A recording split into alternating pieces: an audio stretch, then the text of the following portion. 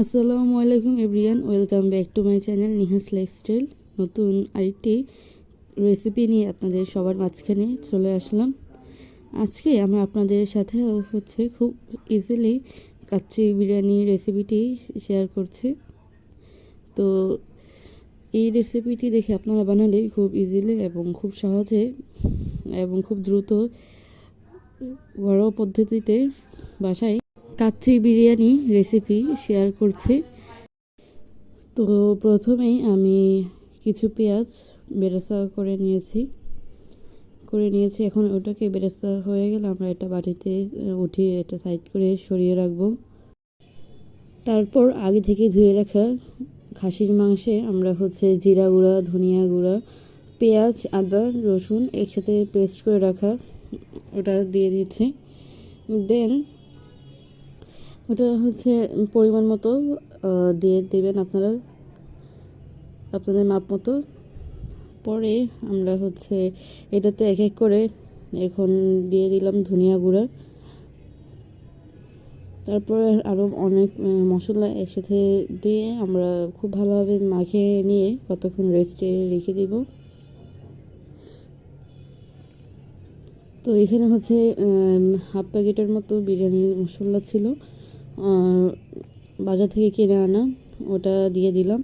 তারপর এখানে টক দই দিয়ে দিলাম হাফ কাপের মতো, হাফ কাপ কি তার থেকে একটু বেশি হবে। আর এখানে আগে থেকে বেরেস্তা ভাজা তেল ছিল, ওটা দিয়ে দিলাম। আরও কিছু পরিমাণে তেল অ্যাড করতে হবে এখানে। তো আরও কিছু পরিমাণ তেল অ্যাড করে আমরা এটাকে খুব ভালোভাবে মিশিয়ে নিব। মাংসের সাথে খুব ভালোভাবে মাখিয়ে আধা ঘন্টা রেস্টে রেখে দিতে হবে। এখানে ছোট চামচের 4 টেবিল চামচ আর বড় চামচ হলে 2 টেবিল চামচের লবণ দিয়ে এটাকে খুব ভালোভাবে মিশিয়ে নিয়ে রেস্টে রেখে দিতে হবে। তো এটা এখানে খুব ভালোভাবে মিক্স করতে হবে যেন মাংসের মধ্যে খুব ভালোভাবে ঢুকে। তারপর এখানে 4 থেকে 5টা আস্ত কাঁচামরিচ দিয়ে দিয়েছি। এখন এটাকে আমরা ঢেকে আধা ঘন্টার জন্য বা 1 ঘন্টার জন্য রেস্টে রেখে দিব। আপনার পারলে আরও বেশি সময় রাখতে পারেন, এতে টেস্টটাও খুব ভালো আসে। তারপর আমরা একটা দুধের বাটিতে জাফরান মিশিয়ে রেখে দিয়েছি। তারপর একটি প্যানে আমরা ডিম এবং আলু জাফরান মিশিয়ে ভেজে নিয়েছি হালকাভাবে।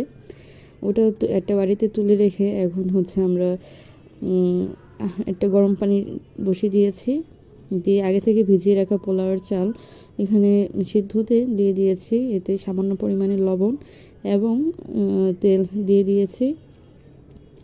এখন এটাকে খুব ভালোভাবে 80%-এর মতো সিদ্ধ করে নেব। ফুল 100% আমরা সিদ্ধ করব না। 80%-এর মতো সিদ্ধ হয়ে গেলে বাকি 20% আমরা রান্না করার সময় অটোমেটিক সিদ্ধ হয়ে যাবে। আর ওটা সিদ্ধ হতে হতে এখন আগে থেকে ম্যারিনেট করা মাংসের মধ্যে আমরা চিনি দিয়ে দিব কিছু পরিমাণ। তো এটাকে চিনি দিয়ে আবারও কিছুক্ষণের জন্য ঢেকে রেখে দিব। আর আমাদের চাল সিদ্ধ হয়ে গিয়েছে। এখন একটা হাঁড়িতে আমরা প্রথমে তেজপাতা বিছিয়ে দিচ্ছি। তারপর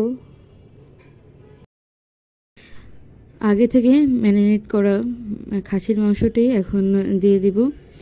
আগে থেকে তেজপাতাটা দিলে বিরিয়ানির বা অন্য যে কোনো রান্না নিচে হাঁড়িতে লেগে যায় না, এতে করে পোড়া যে গন্ধটা থাকে বা লেগে যাওয়ার যে ভয়টা থাকে ওটা থাকে না।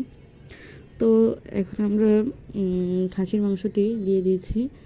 দিয়ে দেওয়ার পর এখন আগে থেকে যে সিদ্ধ করা পোলাওর চাল এখন আমরা এটা লেয়ার করে দিয়ে দিব। তো এটা যেহেতু কাচ্চি দম বিরিয়ানি রান্না করছি, তো খাসির মাংসটা সবার প্রথমে আমরা দিয়ে দিয়েছি। এতে করে খাসির মাংসটা প্রপারলি সিদ্ধ হবে এবং খুব তাড়াতাড়ি এবং খুব ভালোভাবে রান্নাটা হবে, প্রপার রান্নাটা। তো তারপর পোলার চালটা দিয়ে দিয়েছি। তারপর বেরেস্তা জাফরানের রং আগে থেকে ভেজে রাখা আস্ত আলু, তারপর থেকে আবারও পোলাওয়ের ভাতটা দিয়ে দিয়েছি। এখন আবারও সে আগের মতোই বিছিয়ে দিয়ে দিয়েছি। এতে করে প্রপারলি সিদ্ধ হবে ভাতটা, আর খেতেও ভালোই হবে। তারপর আবার উপর থেকে বেরেস্তা দিয়ে দিলাম। তারপর হচ্ছে আগে থেকে ডিম সিদ্ধ করে রাখাটা ওটাও দিয়ে দিয়েছি। ডিম দেওয়ার পরে হচ্ছে এখন আবার জাফরানের রং, বেরেস্তা এগুলো দিয়ে দিচ্ছি। তারপর হচ্ছে উপর থেকে সামান্য পরিমাণ ঘি দিয়ে দিচ্ছি 1 টেবিল স্পুনের মতো। তারপর বিরিয়ানির মশলাটা দিয়ে দিচ্ছি, যাতে বিরিয়ানির গন্ধটা খুব ভালো আসে এবং ফ্লেভার হয়।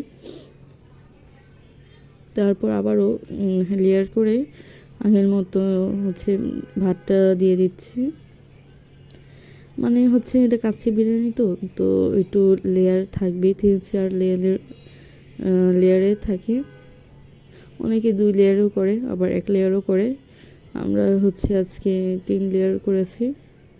তো উপর থেকে আবারও জাফরানের রং দিয়ে দিচ্ছি, আর সামান্য পরিমাণে দুধ দিয়ে দিব।